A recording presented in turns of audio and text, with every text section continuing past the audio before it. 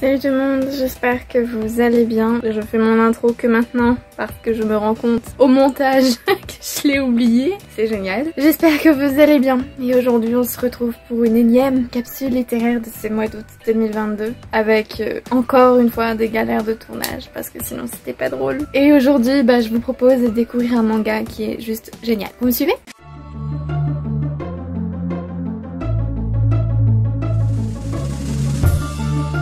Autour d'elle de Shino Torino, c'est donc une histoire d'amour d'abord, une histoire de tranche de vie où on va suivre une famille un peu spéciale qui se crée petit à petit au fur et à mesure des tomes. Tout commence par l'histoire d'amour et la rencontre de Michiru et Maya à l'université qui ont longtemps été en couple jusqu'à ce que de façon très brusque et très soudaine, les deux se séparent dans des circonstances un peu floues puisque Michiru est parti un peu du jour au lendemain sans trop donner d'informations sur son départ. Mais le hasard fait bien les choses et les deux femmes vont se retrouver 5 ans plus tard dans des circonstances pareilles, un peu étranges, puisque tout bonnement Michiru va revenir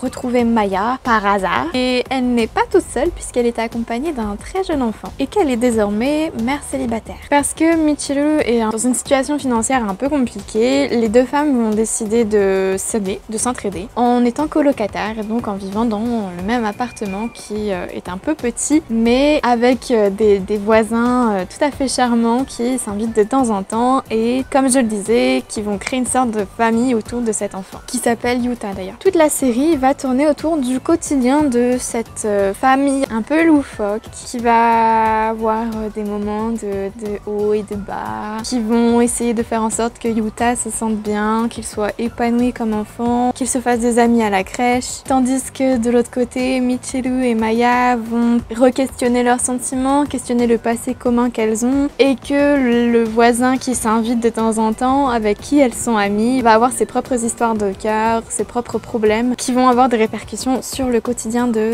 cette famille. Alors concrètement, c'est un manga tranche de vie en 6 tomes, donc vous attendez pas à des masses d'action, des rebondissements à chaque tome ou à chaque chapitre. C'est vraiment le genre de manga qui se dévore juste parce que c'est doux, c'est léger, on se détend, on savoure juste les instants présents sans pour autant chercher à avoir vraiment des masses de rebondissements, de l'action, des dramas à chaque chapitre. Et c'est donc un manga qui va vraiment prendre le temps de planter la psychologie des personnages, leur personnalité, leurs objectifs dans la vie, qui va aussi prendre le temps de planter le décor même. Donc c'est vraiment un manga qui va brosser le quotidien de plusieurs personnages avec beaucoup de douceur, de poésie, de tendresse, d'amour, bref, c'est super mignon. C'est un manga donc comme je disais qui est touchant, un bouillon d'émotions qui va permettre d'aborder pas mal de thématiques, notamment qu'est-ce que c'est qu'une famille, qu'est-ce que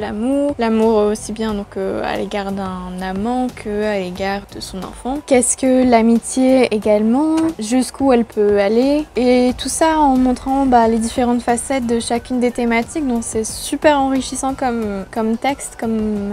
manga parce que ça prend le temps de planter plein de bonnes notions, plein de bonnes réflexion en douceur sans qu'on s'en rende trop compte. Et ouais, vraiment je pense que c'est une petite bulle de douceur, de tendresse qui fait du bien au moral, qui quand on finit la série on a envie d'y retourner parce que c'était juste une super bonne impression. Sachant qu'en plus on a droit à des très très beaux graphismes, c'est un tracé très fin qui me fait beaucoup penser au shoujo avec cette volonté de montrer et de mettre en avant les expressions des personnages et en même temps d'accorder une attention au décor, même si c'est les personnages et leurs émotions qui prédominent. Je trouve que les planches sont plutôt aérées, du coup ça fait du bien à lire, c'est reposant. Le graphisme contribue beaucoup à cette impression de douceur qui déjà se retrouve dans les thématiques abordées, dans le sujet et le traitement de ce sujet. Et autre gros point fort de ce manga, c'est sa capacité à proposer plusieurs personnalités, une bonne palette de représentations et je trouve que ce côté inclusif fait du bien. C'est pas quelque chose qu'on retrouve